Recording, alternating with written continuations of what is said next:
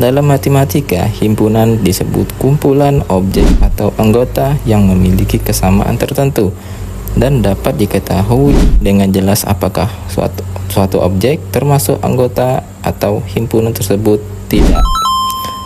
Sebagai contoh, himpunan bilangan ganjil kurang dari 10. 1, 3, 5, 7, 9.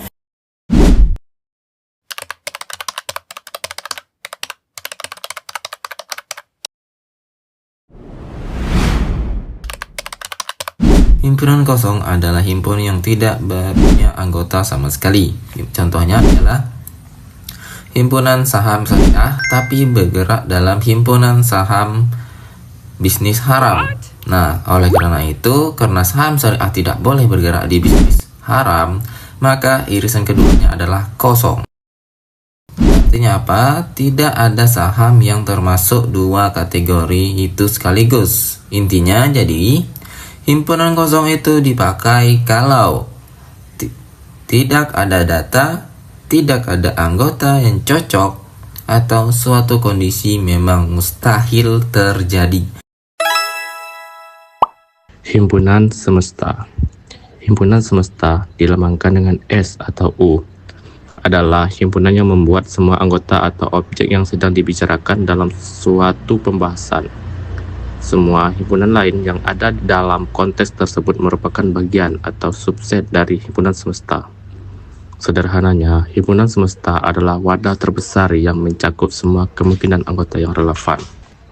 Contoh kegiatan jual beli di pasar. Misalnya, kita sedang membahas kegiatan ekonomi di sebuah pasar tradisional, maka S, himpunan semesta, sama dengan semua pelaku yang ada di pasar tersebut. Di dalamnya terdapat dua himpunan bagian.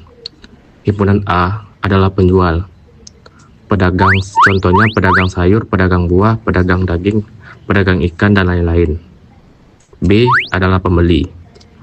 Ada juga pelaku seperti petugas keamanan pasar yang termasuk S, tapi bukan anggota A maupun B, karena ia bukan penjual dan bukan pembeli. Semua anggota A dan B pasti masuk ke dalam S, tapi tidak semua anggota S masuk ke A ataupun B. Himpunan bagian adalah himpunan yang anggotanya terdapat di dalam himpunan lain. Konsep ini sering ditemui dalam kehidupan sehari-hari, seperti kelompok siswa, jenis kendaraan, maupun kategori barang.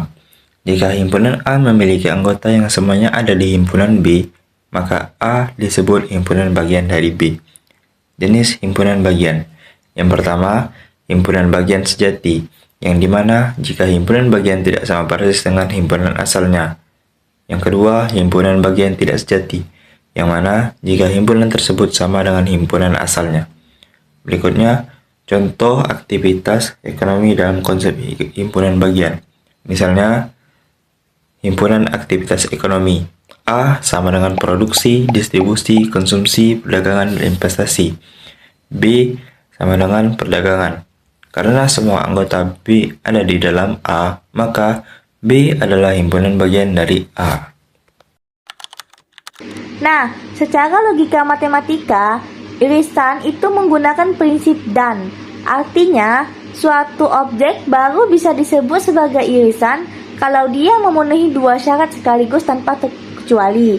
Dia harus terdaftar di himpunan A, dan dia juga wajib terdaftar di himpunan B. Nah, secara simpelnya, irisan itu ialah mencari kembaran.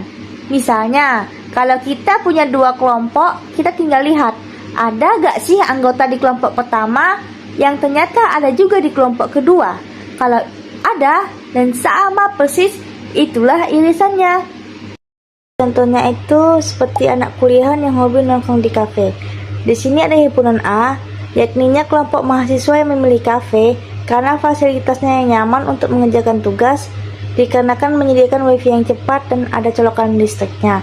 Selanjutnya himpunan B adalah kelompok mahasiswa yang memilih kafe karena faktor ekonomis, dikarenakan harga kopinya yang murah dan ramah di kantong pelajar. Nah, irisan dari kedua himpunan ini adalah kelompok mahasiswa yang selalu mencari kafe yang memenuhi kedua syarat sekaligus, yakninya fasilitasnya nyaman tapi harga kopinya juga murah.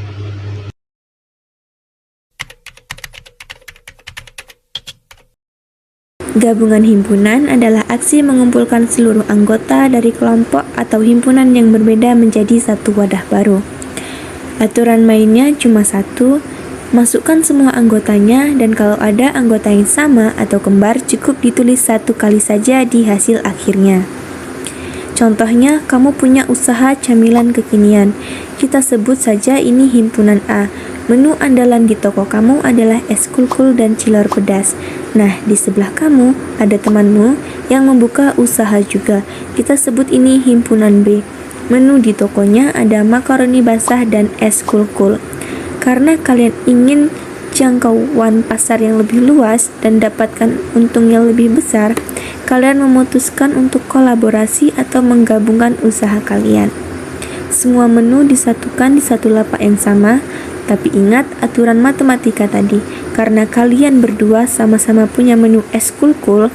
Nah, di daftar menu yang baru cukup ditulis satu kali saja, tidak perlu ditulis 2 kali.